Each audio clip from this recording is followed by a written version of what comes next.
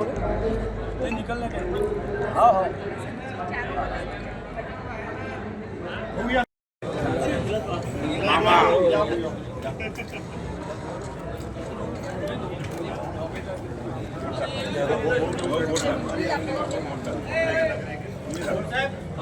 फक्त उमेदवार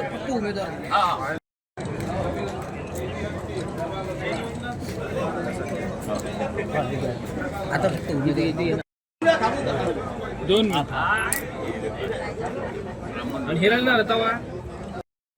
सभागृहात मला जुन्या अमरावतीतल्या जनतेने पाठवलं. मी त्यांच्या सगळ्यांचा मनापासून आभार आहे. आणि जुनी अमरावती खरी अमरावती म्हणजे हेच खरं शहर होतं अमरावती. आणि नंतर डेव्हलप झाला आणि विभागीय कार्यालय आज आपल्या अमरावतीमध्ये आहे. ही मोठी अमरावतीसाठी आनंदाची गोष्ट आहे.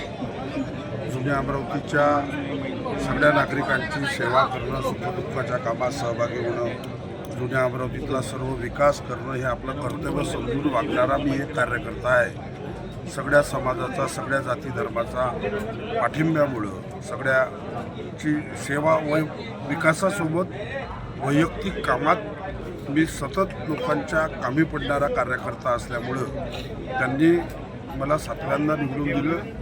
मी त्यांचे मानावे तितके आभार कमी आहे. म्हणून आता पुन्हा 4ही लोकांना आम्हाला निवडून दिलं. सुनीताताई, ललिताताई, माझ्या दोघी लहान बहिणी आहेत. दुसरं डॉक्टर संजय शिरभाते, हे निवडून 4ही लोक निवडून आले, याचा मला आनंद आहे.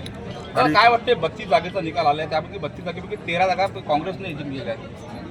नाही, आम्ही सुरुवातीपासूनच म्हणत होतो की काँग्रेस महानगरपालिकेच्या निवडणुकीमध्ये काँग्रेस पक्षाचं चांगलं अस्तित्व राहील, मोठा पक्ष म्हणून काँग्रेस पक्ष राहील. सर्व आंदोलनं म्हणा की प्रशासकाच्या काळामध्ये सगळ्या काँग्रेसनी या संदर्भात जे चुकीचे कामं झाले त्याच्या विरोधात आवाज काँग्रेस पक्षानेच उचलला.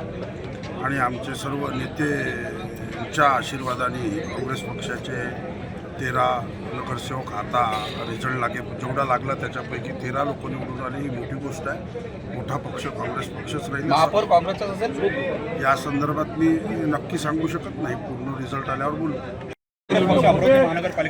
सर्वप्रथम मी काँग्रेसचे 14 प्रभाग 14 इथून जवाहरगेट बुधवारा इथून विलासभाऊ इंगोले यांच्या नेतृत्वात आम्ही उमेदवारी मी डॉक्टर संजय शिरभाते, सुनीताताई भेले, रतावाताई ह्या विजयी झाल्या. खरोखर याच्यामध्ये जे सिंहाचा वाटा आहे तो विलासभाऊ इंगोलेंचा आहे. आणि सर्व जनतेचे आभार मानतो, सर्व जनतेचे आभार मानतो की त्यांनी आमच्यावर विश्वास ठेवला, भरोसा केला. आणि येणाऱ्या काळामध्ये आम्ही पण त्यांच्यासोबत पुन्हा कष्टाने पुन्हा दमनी त्यांच्या पाठीमागे राहू, अडीअडचणीमध्ये त्यांच्यासोबत राहू, एवढं या प्रसंगी सांगतो.